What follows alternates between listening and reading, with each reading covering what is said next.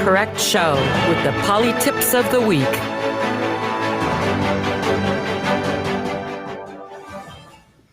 Hi, everybody, and thank you for joining us here at TLA Radio on Politically Incorrect. I'm Dahlia Ehrman, and I have some guests with some very important topics today, especially when it comes to children in school. Whether or not you have a child in school, you know someone that's in school, or your grandkids, or you're going to have someone in school.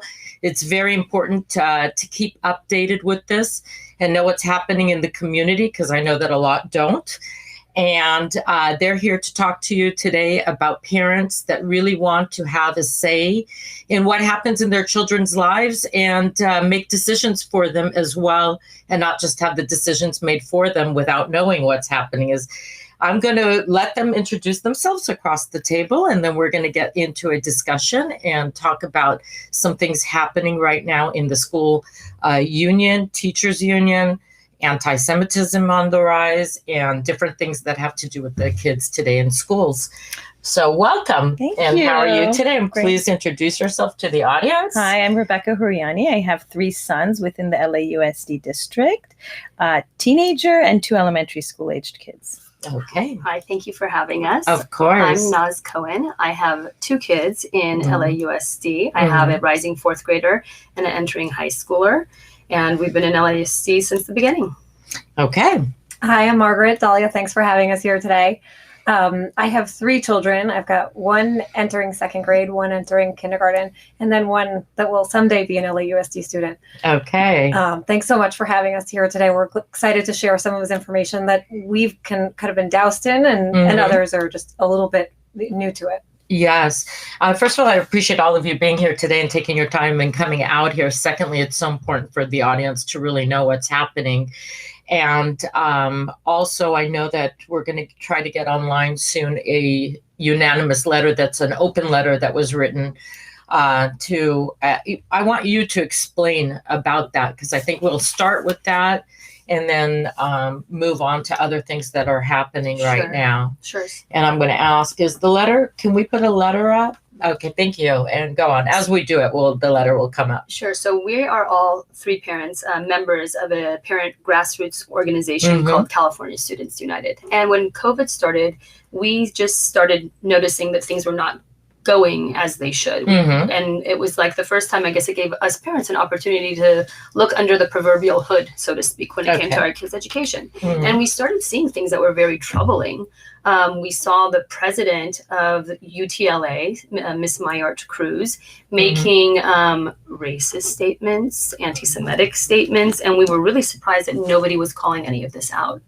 So as we started to notice it, we started speaking among ourselves and reaching out, and noticing there was a lot of parents who were taking issue with this. And we decided to pen a letter to call her out on it, since our government leadership was failing to do so, since the media was failing to do so. And we were talking about it amongst ourselves and with various organizations. And before we knew it, before we even had an opportunity to send the letter, other things happened, which were that the union reps decided to take a position on Israel and Palestine during the upheaval that happened there, which seemed very inappropriate for educators, particularly when they laud themselves for being inclusive and having children feel welcome. Well, if they're opining on such a thing, you're certainly alienating one group to the exclusion of the other. And that is unwelcoming and unsafe, especially with the uptick in anti-Semitism that we've been seeing. Prior to that, there was also an ethnic studies curriculum Zoom that we participated, and we were shocked with the level of one-sidedness, that there was no representation of the Jewish voice, but there was somebody who was a very vocal pro-Palestinian representative, and the narrative was just very one-sided. So all of this was just having a cumulative effect. So we were not surprised at all when finally the UTLA reps came out and said that they were opining on foreign policy that has really nothing to do and no place in education. Absolutely not, and not with kids that need to feel safe to go to school every day and not be discriminated against. Absolutely, yeah. And not in our time and age. This is completely inappropriate. what can we do? How can the audience and people be involved and do something about this? I'm so glad you asked. Well, honestly, it's really what it is going to take is parent and community and stakeholder involvement and demanding something different, demanding a seat at the table, rejecting what is happening, because this is happening all above our heads without our being involved. And unfortunately, what was really surprising to us, because we are at this point eating, breathing, living this daily, is how uninvolved other parents are. And either they don't know, or they're apathetic, or they feel resigned. And that's very unsafe, because that's when it becomes dangerous. Yes. For various minorities, we need to remember that we need to be heard and say, this is unacceptable. Your opinion on this matter is irrelevant. Yes.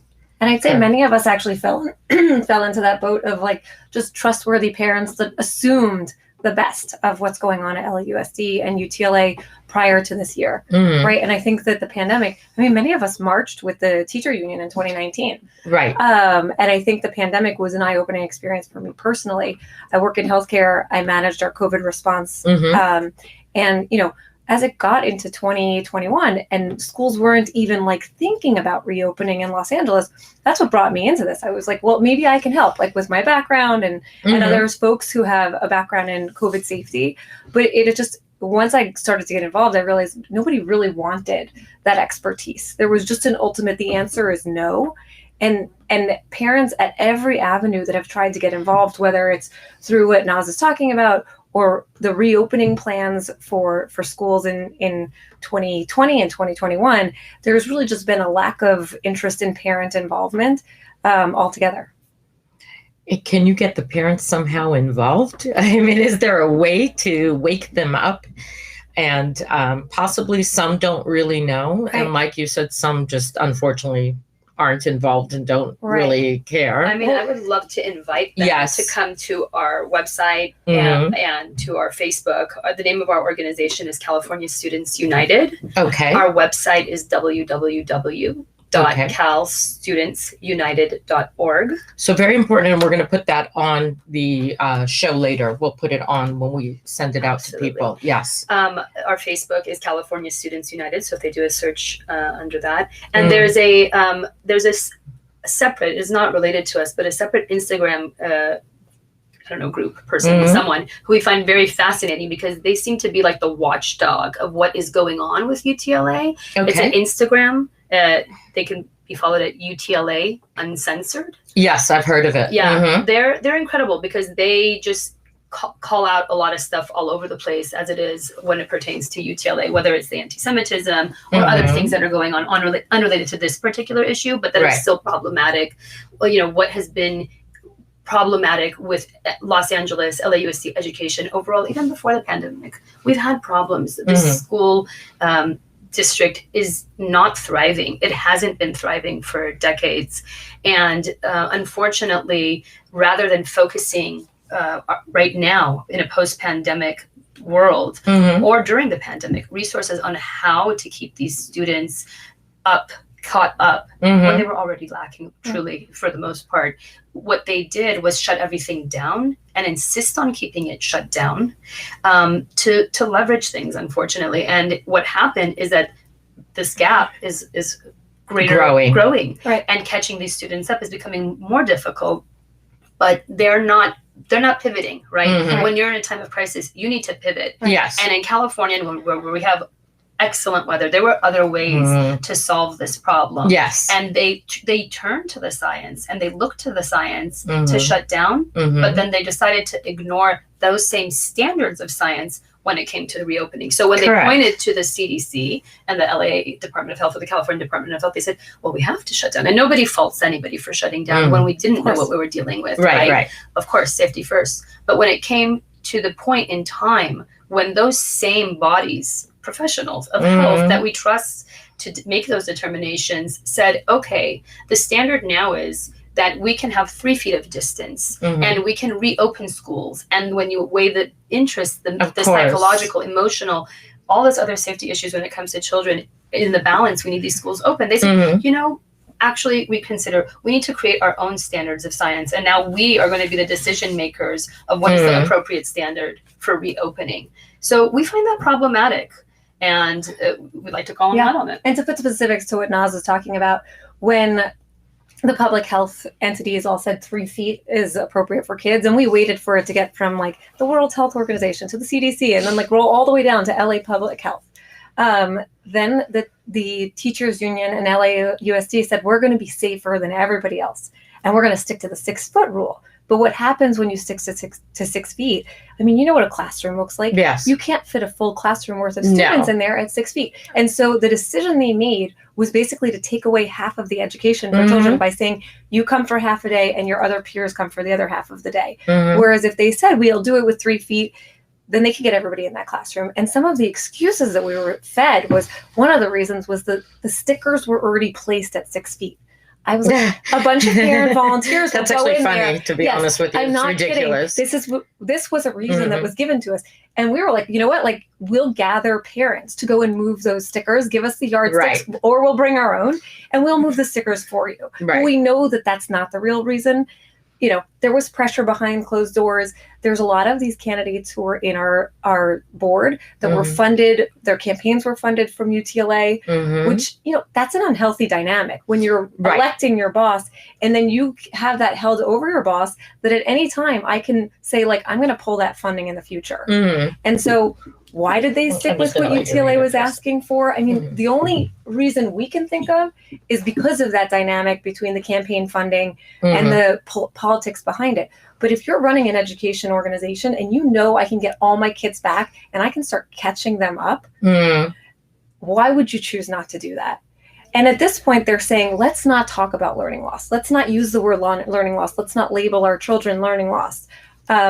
Because it would be embarrassing to them. It would be, belittling to them. But I just listened to a podcast last night from 4 Black educators called 8 Black Hands. And they talked very specifically about the fact that we need to figure out what the starting point for every child is and figure out what that learning loss looks like. So when you look at the parents of those children who they're trying to protect, quote unquote, those parents want a baseline. Those parents want one-on-one tutoring, and they want a real plan to get their kids to be caught up to where they should be. But for some reason, LAUSD and UTLA have decided we shouldn't talk about learning loss. But it exists, it's real, and we have to help these kids get back there. But why can't the parents all come together and do something, actually do something about it? So that's what I wanted to really talk about today, Dahlia.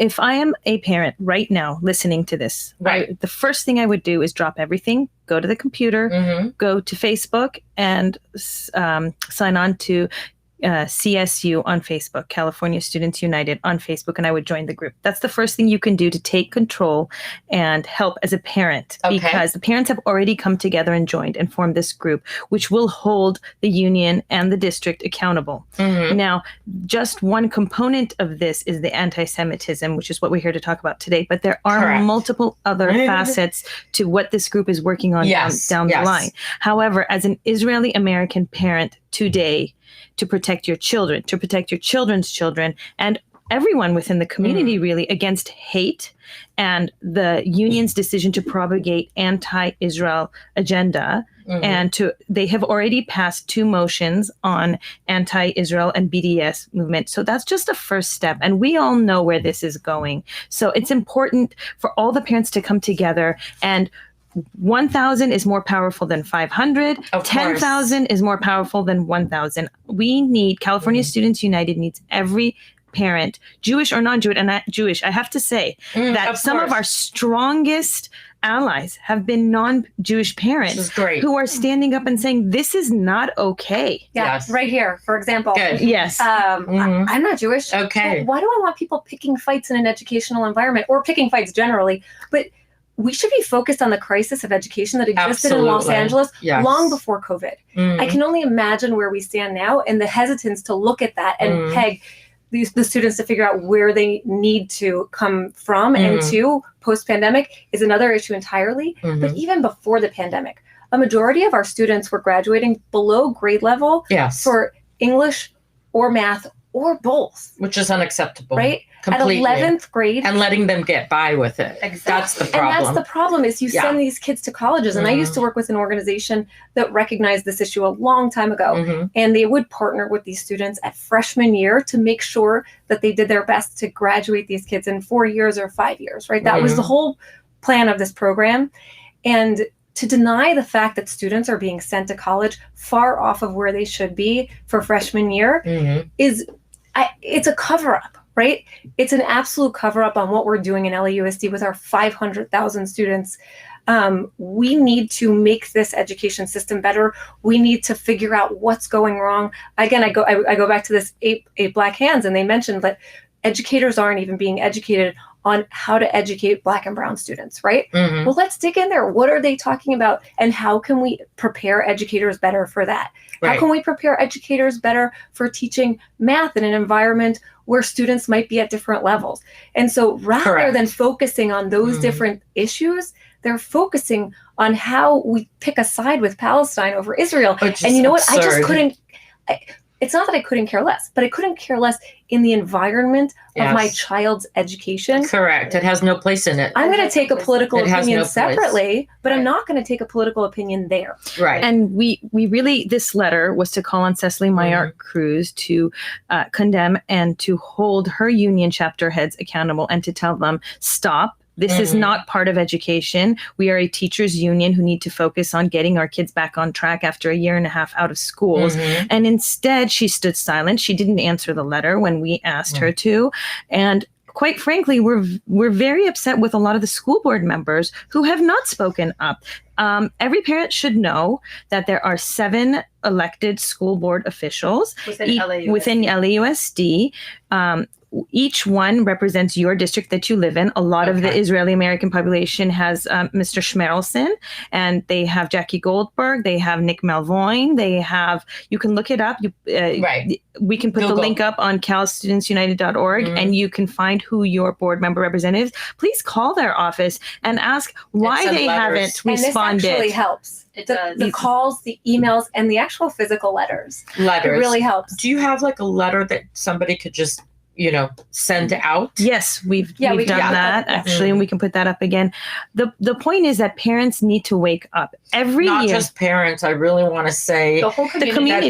Yes, because these are your future. These are our fellow citizens. Yes, right. Like they grow up with our kids. They grow up with our grandkids. They grow up with our nieces and nephews. Like, we want good citizens. Correct. It doesn't matter if you are a parent. I think if you're a member of a community, you're a stakeholder. Yeah. Yes. We're all stakeholders in the children that are our future. Yeah. They are our future. They are our future. Yes. And so alienating any one of them is an assault to all of us. Right.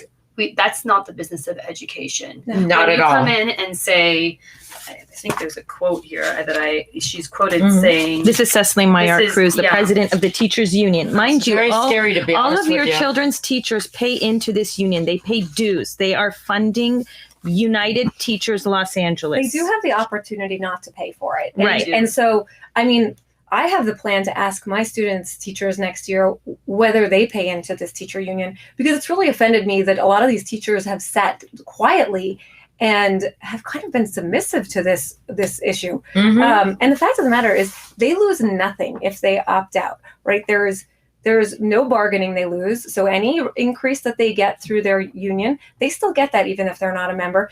They still, they get all of the benefits that come with it. There's one benefit they lose, and that benefit is the possible legal coverage from their union. But that's only possible. And the union has actually has decided not to cover some cases. And so alternatively to spending your $1,100 or $1,200 per year on your union dues, you can actually spend about $200 or $300 a year on personal liability legal coverage. And that 100% guarantees you coverage.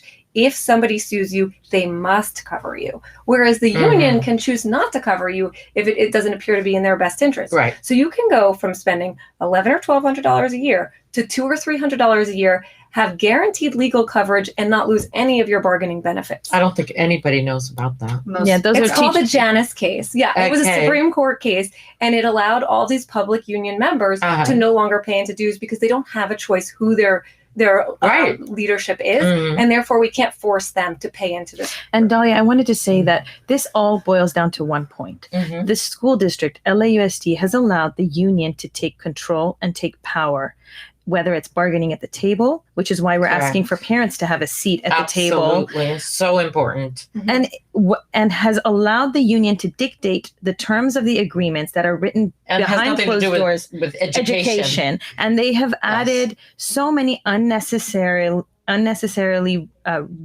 ridiculous demands into these agreements and defund the contracts. police. I know Including about defund it. the Yes. police. So it's time for the community to wake up and say, we don't Enough is agree enough. with the union having this power and stronghold over the children of Los Angeles. Correct. They deserve better. And what's interesting about defund the police, sorry, Naz, what's interesting about defund the police is they actually did do surveys on defund the police, and they didn't receive a lot of positive reinforcement from the teachers, Mhm. the principal union, or the parents.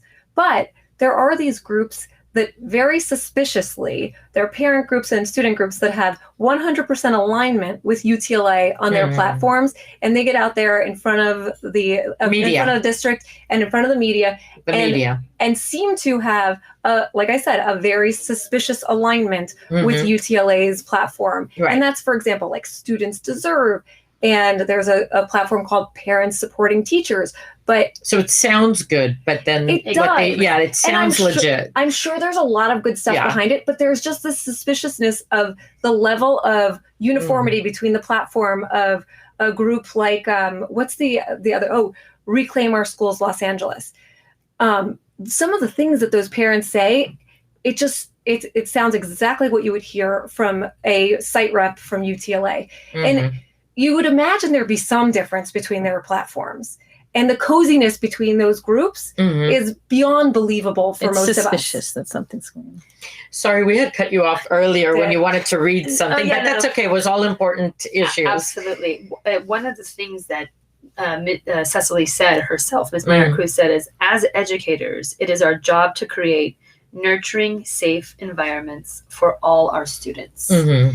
And you I'd did. like to question her Yes. about how she thinks the impact of these resolutions and these decisions to opine on foreign policy would impact some category of students. Correct. I mean, I can speak to my own personal experience personally okay. as a Iranian Jew. Mhm. I grew up in Orange County. I went to public school, and I lived through the wake of the Iran hostage crisis. Mhm.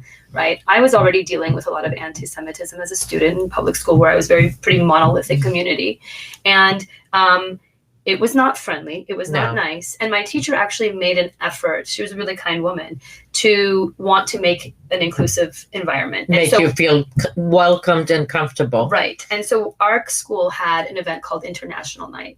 Okay. And what was, every class picked a nation. Mm. And she made an intention to pick our country for our classroom as Iran. Mm. And suddenly what was bad and evil about me became good. Right.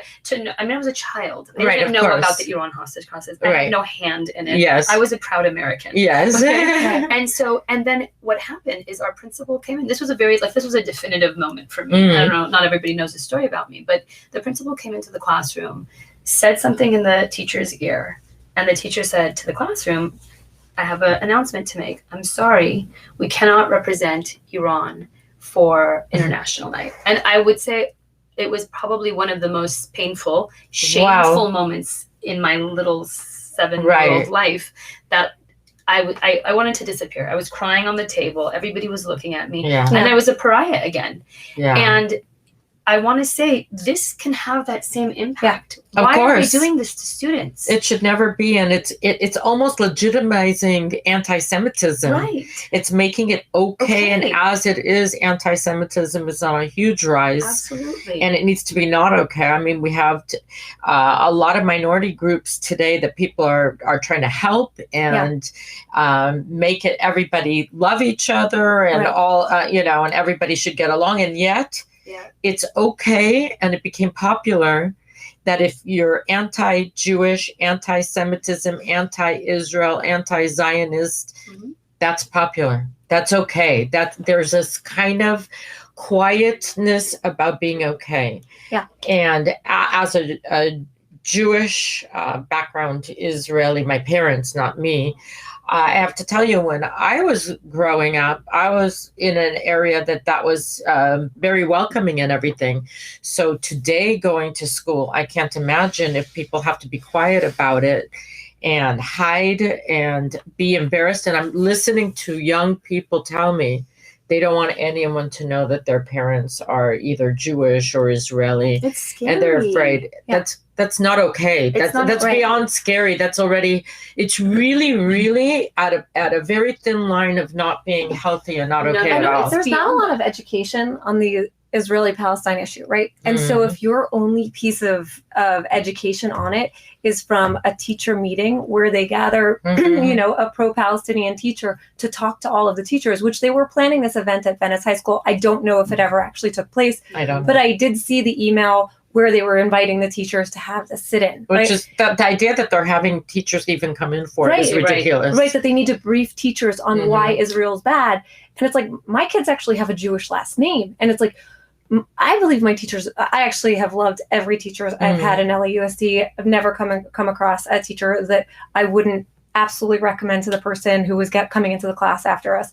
You're lucky. But yes, I'm sure I am. And but I wouldn't fault my student's teacher if they were sitting in this room and there was all this propaganda, and then they walk out and they say, like, well, maybe there's something there, and they didn't even have an idea of it before. They can't even point to Israel on an unmarked map. Right. But that's the only information they have about it, and that's scary, right? To invite. What does that have to do with education? It doesn't have anything. Let me go to do back to what does that actually have to do with going to school and learning math, English, history, science, regular things. We should absolutely be fighting for every student to be in an inclusive environment, and I'm not saying that always existed for everyone, right?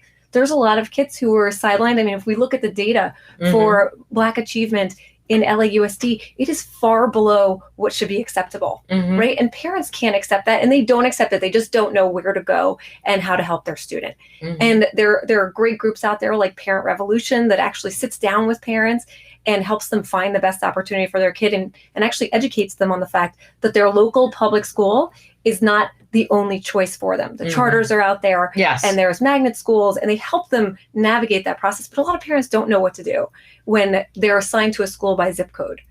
First of all, don't know what to do. And second of all, it shouldn't be that the charter school is so much better than the regular public school, because not everybody can be going to a charter school. Absolutely. Unless you're going to change all the schools to be with the same curriculum. Especially now, as they're making it very difficult to open charter schools, right? It used to be much easier in California to open charter schools, but not surprisingly, UTLA has bargained for it to be more and more difficult. And the reason for that is most teachers at charter schools are not UTLA teachers and therefore don't pay dues to them. And so the reason to take that competition out is not only they don't want the competition of another school making them look bad by achieving better with those students, but they also don't want to lose those dues. Correct. And we need our leadership, our board, to take that out of the equation. Well, who cares if there's more dues in UTLA's pocket? That should not be our board's problem. Our board's problem should be focused on student achievement, college and career preparedness, and being inclusive and a great environment for students.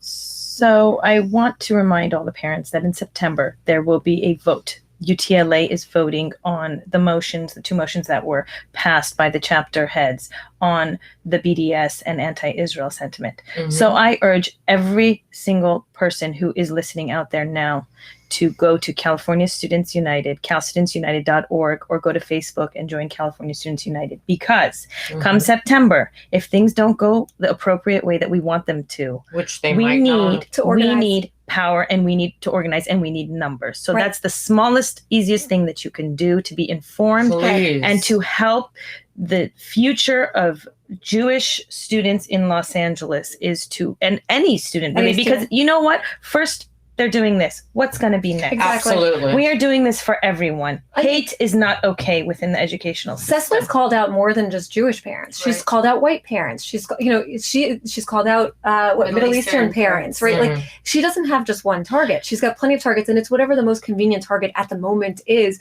for her platform. And one important thing for parents to know is that UTLA has been racial profiling. and the evidence was leaked in a 6-day drip campaign by CSU. Mm-hmm. They collected all the evidence from teachers, from parents, from community members. All of the anti-Semitism is laid out there. If you go to calstudentsunited.org and it's really Facebook scary. page, you will really shake and you will get chills as to the evidence that was uncovered. So Cecily Maillard Cruz's employees under her she's the president of the union, and employees within the union were emailing parents, asking them for their racial oh my God. If they were quoted in the paper, they wanted your racial information.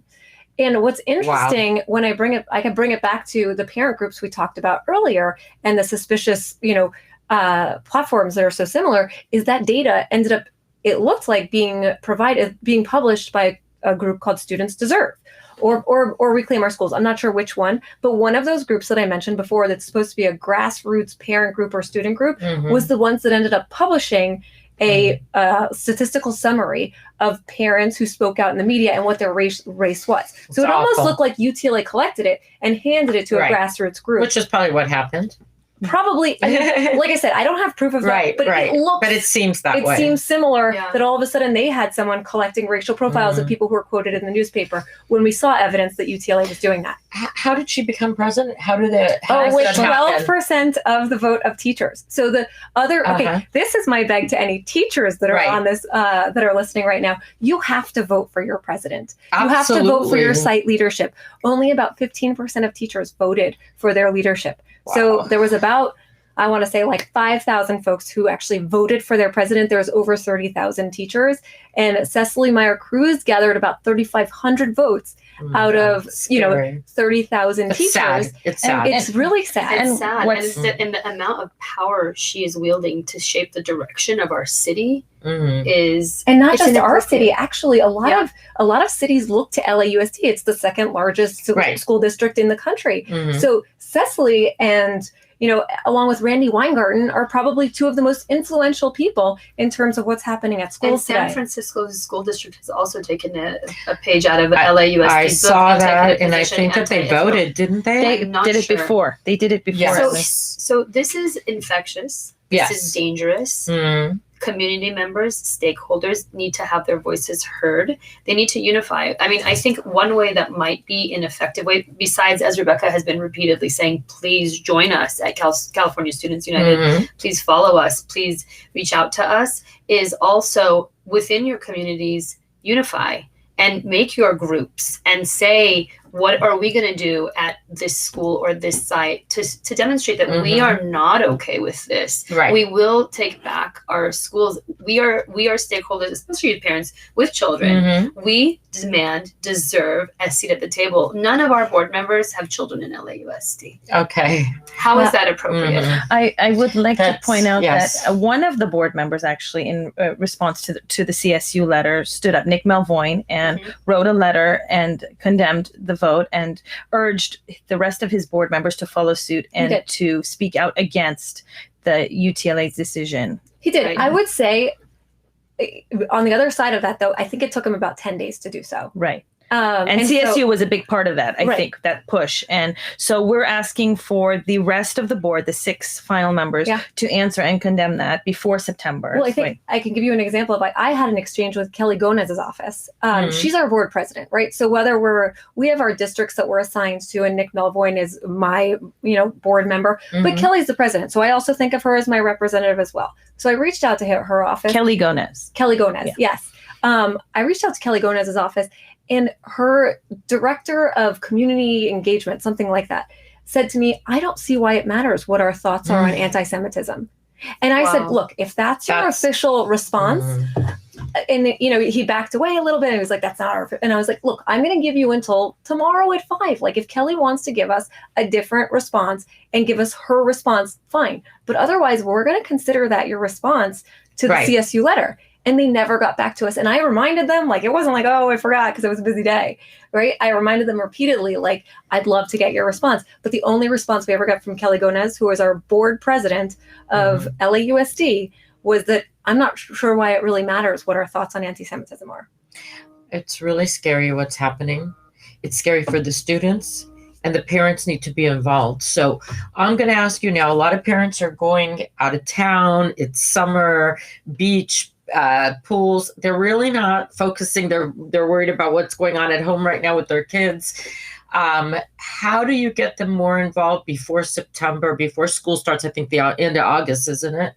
Middle of August. Middle of August now. It's become earlier since my kids were in school. What do you do to kind of wake them up now in the summer when they need to not just be worried about going to the beach, but what's really going to happen during the school year? What can we do to get them involved and get them to send letters out and get them to really be worried? They need to look up who their district representative is. They need to make phone calls. They need to send letters. They need to call the media. Most important, because they're so uninvolved right now. And demand coverage. The media knows everything that we as a group have been up to, and they know everything that the union has been up to, and they have refused to cover it. It is not that they don't know, it is that they are not writing about it. And so if, as a community stakeholder, you care about your fellow neighbor, yourself, your safety, the future generation, speak up, be heard, call these media outlets and demand coverage of this issue and let them know that you feel unsafe. Can you call out the media on this? Like, meaning you've called them, they're not coming, they're not going to show up, or, you know, if they do, great. But if they're not, can put it in your letter, in your website? Okay, you have. Yeah, it's that we're not. Let the parents know. Is there a way to reach each parent? Like, no, part of the problem in Los Angeles is that we're so fragmented. And it's so huge. It's so large that this side doesn't know what's going on. I mean, barely school to school has any communication. Truly, like we know parents at various schools, and it is. And that's kind of what I feel the union is banking on. Right. It's easy. There's major benefits from this huge district of theirs. One is it gives them much more dues, the power that comes from those dues, the power of being able to strike for 500,000 students and families. And then lastly, I think one of the biggest advantages is that they know parents can't unite and actually come against them with any ease, right? It's very difficult because we're so spread out. We're a very diverse group. And so they bank on the fact that like they kind of rule it because the parents are fragmented. My recommendation would be for any parent who's listening who wants to take action to create a WhatsApp group within their school. Choose one or two people as the leaders, then have those two connect with CSU so that good idea. When the time comes and we need parent action within all the schools, for us to have everyone set and ready to go within each school. Have one person from CSU in your group. And that's what we've done with several schools. And so we can always kind of drop in and say, we need folks to activate for this today. There's very few tools that we have at our disposal as parents. There's a lot more tools that LAUSD and UTLA have, but the tools that we have do require coordination amongst parents. And that's why it's really important to create these WhatsApp groups, to join CSU's Facebook, and to invite someone from CSU to join your WhatsApp group at your school. Okay, so that's very good information. You guys can wrap it up in the next 5 minutes and each one give like a closing statement or something important, which was kind of basically was something important because it's so important. I mean, I don't have children right now, but every time I hear about this, I actually get emotional. Like, this is not okay what's happening. I think I have my closing remark because this is kind of what I think about. This problem is not something we are going to be able to run away from. Right.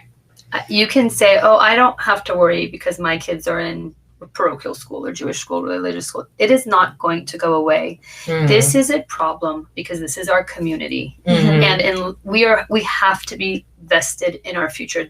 This community is who all our children are going to grow up with. Absolutely. And they all deserve the best, irrespective of whether they go to private school, public school, charter school, parochial school. And so we all need to do our part to make sure that everybody is safe, welcomed, and that it is not divided and it is not divisive. So that's what I think my part is. Thank you.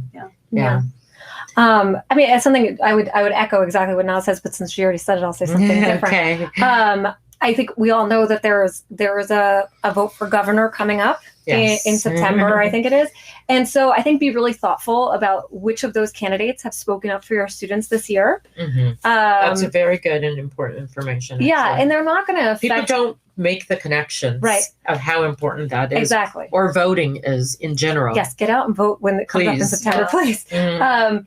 But there is one candidate, and I definitely have to continue to do my research on it. But there's one candidate that I've seen through UTLA Uncensored has published a lot of his information. And one of the things that he said, which is pretty bold, you've never heard it, I think, from a modern day politician, is that perhaps it's time to break up LAUSD.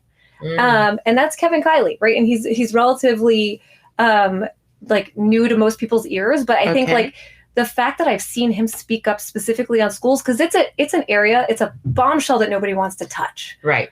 And so the fact that somebody's actually talking about what's happening here, and he was also a teacher at LAUSD, and he's now, I don't know, he's a representative somewhere in Northern California, I'm not sure exactly where, but he was a state assembly member, and he's now running to replace Newsom if he does get recalled. And so, while it doesn't affect our local politics, some of our state politics really held us back this year. And so, for example, Newsom got a lot of money from CTA, which is related to LAUSD in the sense that all of our teachers also pay into that union as well. It's a statewide union. It's a statewide union, right? And there's a lot of ties, like I haven't drawn like the map, but there's a lot of ties between these teacher unions. And so one thing that's really impressive to me is that Kevin Kiley has taken $0 in special interest money. He's very supportive of parents in schools. He is. I think it's really important. I don't know, I've become more and more of a single issue voter right now because I really see that there's an education crisis happening and that people are too afraid to touch it because of the campaign dollars. I'm sorry, I'm going to pass it over to No. No, that's okay. We're going to wrap it up though. I just really quickly want to say that as a parent or a community member listening and saying, well, me just as a single person, there's not much I could do. Yes, there is. We need you. We need you to join CalStudentsUnited.org. And there's power in numbers so that the next time these board members who are all quiet are up for re-election, we have 100,000 parents who say, you will not be reelected because you did not support what was in the best interest of the children. And that's all. It's a very simple click and answer an email. And that's it. And we will inform you of what to do and when to do it. Thank you. And follow UTLA Uncensored. We've heard that's a great group that they expose a lot of the items as well. So those two groups. Okay. Thank you for coming Dahlia. here. Thank you for giving us this I call it vital information. We're going to post some of it on the website and add to it so that people know where to contact you and how to go about it. And I'm really begging the community, whether you're a grandparent, don't have kids, do have kids, be involved because this is our future. This is our children. And anti-Semitism on the rise is very scary. And no student needs to go to school and feel uncomfortable. So I really appreciate that you guys took your time and came out here. I appreciate the information. Thank you for having us. Thank you for TLA Radio. Thank you to our listeners and watchers. And thank you for politically incorrect followers. I will see you next week. Have a good afternoon. Bye. Thank you. Thank you.